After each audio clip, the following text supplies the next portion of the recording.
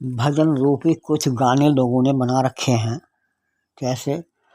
लोग कहते हैं भगवान आते नहीं, सच तो ये है उन्हें हम बुलाते नहीं।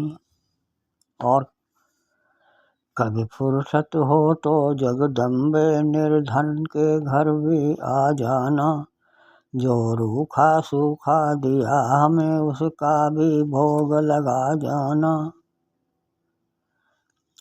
क्या भजनों की इन पंक्तियों से ये सिद्ध नहीं होता कि ईश्वर को सच्चे मन से अगर बुलाया जाए तो वो आता है?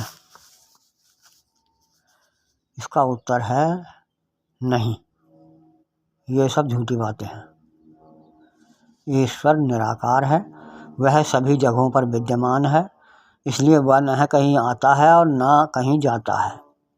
वास्तविकता यह है कि हमारे समाज में कुछ लोग तो ऐसी भावनाओं से लोगों को गुमराह कर रहे हैं, वे लोगों की भावनाओं से खेल रहे हैं, और बाकी कुछ लोग हैं जो गुमराह हो रहे हैं।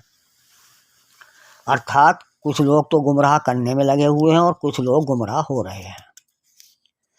आज तक किसी ने इसका प्रमाण नहीं दिया कि उसके घर भगवान आए हैं, या भगवान ने या देवी माता ने कभी किसी के यहाँ आकर भोग लगाया हो, अर्थात कुछ खाया या पिया हो। ये कुछ इसी तरह की बकवास है। जैसे एक उदाहरण द्वारा समझाता हूँ। यदि हिंदी भाषी लोगों की भीड़ के सामने किसी मंच पर बैठा हुआ उपस्थित कोई व्यक्ति किसी अन्य भाषा में, जो वहाँ उपस्थित भीड़ न जानती हो, भजन की शैली में गाए कुछ, और फिर हिंदी में दो शब्द जय हो इस तरह बोलकर जयकारा लगवाए, तो वहाँ उपस्थित जनता भी साथ में जयकारा अवश्य ही लगाएगी।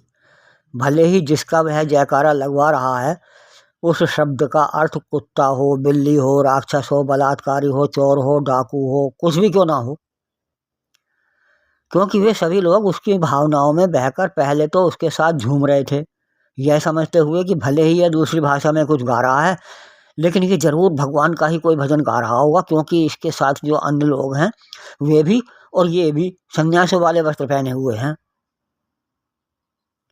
बस इसी की भांति हमारा समाज आज बिना सोचे समझे उन लोगों का अनुकरण कर रहा है जो स्वयं भटके हुए हैं और भटका रहे हैं, और समाज भटकता जा रहा है।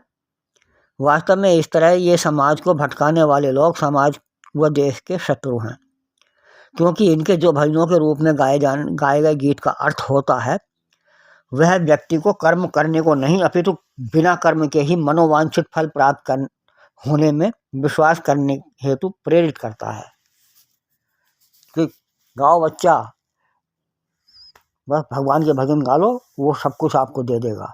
बस लोग दब जाते हैं इन्हीं कामों में, अपने जरूरी कामों को छोड़कर।